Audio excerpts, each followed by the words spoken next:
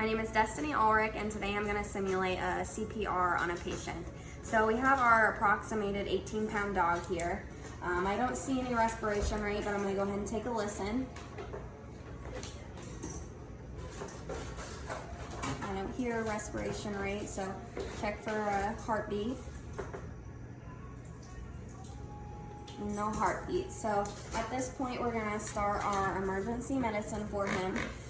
So I have my ET tube here. It's about a 5.5 inch diameter. So I'm going to measure from his nose to his thoracic inlet, and we'll pull his tongue down, and then I'm going to visualize with my laryngoscope his laryngeal opening.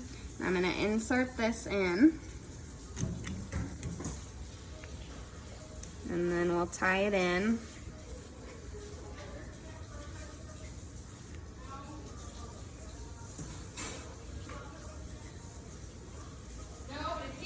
Okay, so with our ET tube, I'm going to hook him up to our machine. That way I can administer oxygen to him. We'll stay. And then over here, I'm going to close off our pop-up valve.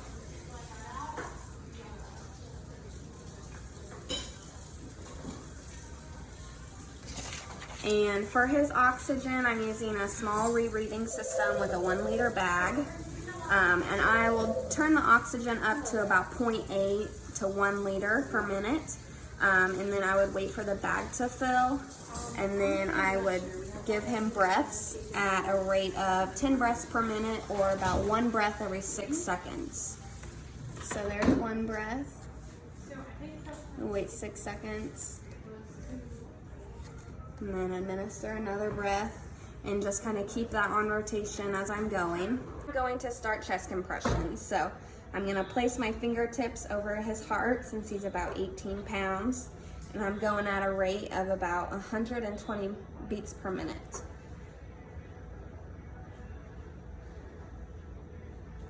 So now I'm going to start my counterpulsions part of our chest compression. So my assistant is going to do the chest compressions, and I'm going to do counterpulsions on the abdominal. Now that my patient, I have done compressions on him or simulated them, I'm going to place an intravenous catheter. So I would do this bevel up, and then obviously once I find the vein, I would just tape it in. A little bit better than this if it was a real situation, obviously. But so then I would insert my needle in, and then for my fluid rate for him, I would just do a maintenance that until we knew that if the patient, like the CPR inducing event, was hypovolemia, we just do it at about 6 ml per kg per hour. So I calculated for him that'd be about 49 ml per hour. So I would just use my lever here to measure out per minute.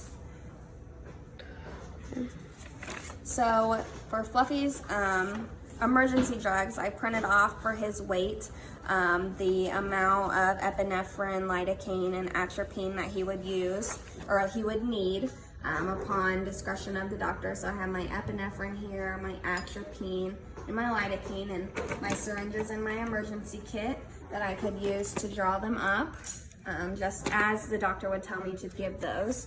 And I would give them IV, or I could also give them intratracheally. Is that how you say that? And like I said, just as Dr. Collins tells me as we're continuing CPR for him.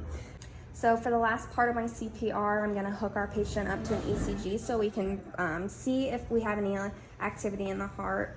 And so these are just going to go about 1 inch below the elbow and 1 inch below the stifle.